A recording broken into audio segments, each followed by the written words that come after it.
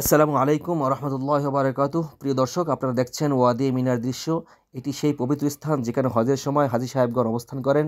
হজের গুরুত্বপূর্ণ ইবাদতের অংশ হিসাবে হাজীগণ ৮ই জিলহজ, ১০ই জিলহজ, ১১ই জিলহজ ও ১২ই জিলহজ তারিখে মিনায় অবস্থান করে থাকেন। এই অবস্থান হজের একটি সুন্নাত বা প্রতিষ্ঠিত নিয়ম। এই মিনাতেই রয়েছে জামারাত, যেখানে প্রতীকীভাবে শয়তানকে পাথর নিক্ষেপ করা হয়।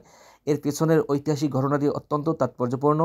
আল্লাহর নির্দেশ পালনার্থে যখন হজরত ইব্রাহিম আলাইসাল্লাম তার প্রিয় পুত্র হজরত ইসমাইলকে কোরবানি করার উদ্দেশ্যে নিয়ে যাচ্ছিলেন, তখন মিনার প্রবেশ মুখে শয়তান এসে হজরত ইসমাইল আলাইসাল্লামকে প্ররোচিত করার চেষ্টা করে। শয়তান ধোঁকা দিয়ে জিজ্ঞাসা করেছিল, হে ইসমাইল, তুমি কি জানো তোমার পিতা তোমাকে কোথায় নিয়ে যাচ্ছে?